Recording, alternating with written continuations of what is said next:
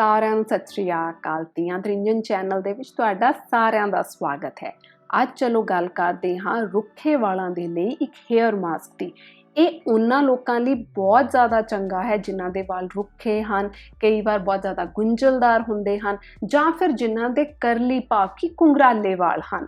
ਜੇ ਤੁਹਾਡੇ ਵਾਲ ਤੇਲੀਆ ਹੁੰਦੇ ਹਨ, ਤੁਹਾਡਾ ਸਿਰ ਸਕੈਲਪ ਆਇਲੀ ਰਹਿੰਦਾ ਹੈ, ਫਿਰ ਇਸ ਹੇਅਰ ਮਾਸਕ ਨੂੰ ਤੁਸੀਂ ਵਰਤਣ ਤੋਂ ਗੁਰੇਜ਼ ਕਰਨਾ ਹੈ। ਸੋ ਇਹਦੇ ਲਈ ਸਾਨੂੰ ਲੋੜ ਪੈਂਦੀ ਹੈ ਸ਼ਹਿਦ ਦੀ। 1 ਤੋਂ 2 ਚਮਚੇ ਤੁਸੀਂ ਆਪਣੀ ਵਾਲਾਂ ਦੀ ਲੰਬਾਈ ਦੇ ਹਿਸਾਬ ਨਾਲ ਲੈ ਸਕਦੇ ਹੋ। ਥੋੜਾ ਜਿਹਾ ਫਿਰ ਸਾਨੂੰ ਚਾਹੀਦਾ ਹੈ ਦਹੀਂ।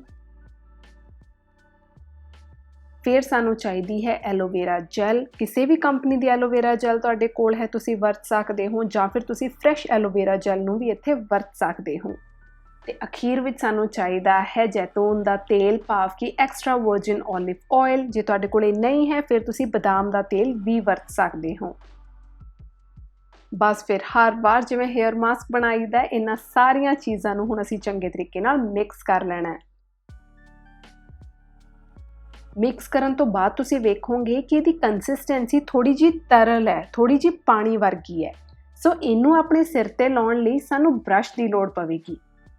ਆਪਣਾ ਜਿਹੜਾ ਉਹ ਮਹਿੰਦੀ ਵਾਲਾ ਬ੍ਰਸ਼ ਹੁੰਦਾ ਤੁਸੀਂ ਉਹਦੀ ਵਰਤੋਂ ਕਰ ਸਕਦੇ ਹੋ, ਜਾਂ ਫਿਰ ਤੁਸੀਂ ਰੂੰ ਦੇ ਫੁੰਬੇ ਨਾਲ ਵੀ ਇਹਨੂੰ ਆਪਣੇ ਵਾਲਾਂ ਤੇ ਲਾ ਸਕਦੇ ਹੋ। ਇਸ ਹੇਅਰ ਮਾਸਕ ਨੂੰ ਤੁਸੀਂ ਜੜ੍ਹਾਂ ਅਤੇ ਵਾਲਾਂ ਦੋਵਾਂ ਤੇ ਲਾ ਸਕਦੇ ਹੋ।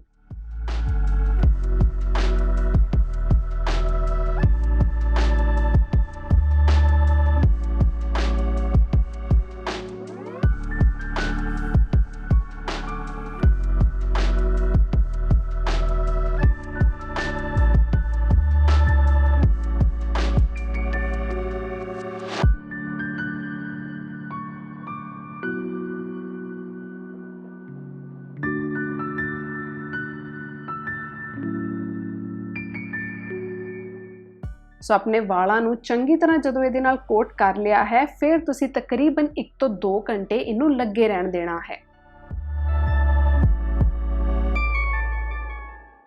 ਬਸ ਫਿਰ ਆਪਣੇ ਰੈਗੂਲਰ ਸ਼ੈਂਪੂ ਅਤੇ ਕੰਡੀਸ਼ਨਰ ਨਾਲ ਸਿਰ ਨੂੰ ਨਹਾ ਲਵੋ। ਸਿਰ ਨਹਾਉਣ ਤੋਂ ਬਾਅਦ ਵੇਖੋਗੇ ਤੁਹਾਡੇ ਵਾਲ ਰੁੱਖੇ ਨਹੀਂ ਹੋਣਗੇ, ਮੁਲਾਇਮ ਹੋ ਗਏ ਹੋਣਗੇ ਅਤੇ ਆਸਾਨੀ ਨਾਲ ਤੁਸੀਂ ਉਹਨਾਂ ਨੂੰ ਸੰਭਾਲ ਵੀ ਪਾਵੋਗੇ। ਸੋ ਅੱਜ ਦੀ ਵੀਡੀਓ ਵਿੱਚ ਬਸ ਇੰਨਾ ਹੀ। ਲਾਈਕ ਕਰ ਦਿਓ, ਚੈਨਲ ਨੂੰ ਸਬਸਕ੍ਰਾਈਬ ਕਰ ਦਿਓ। ਮੈਂ ਮਿਲਾਂਗੀ ਤੁਹਾਨੂੰ ਮੇਰੀ ਅਗਲੀ ਵੀਡੀਓ ਦੇ ਵਿੱਚ। ਉਦੋਂ ਤੱਕ ਦੇ ਲਈ ਧੰਨਵਾਦ।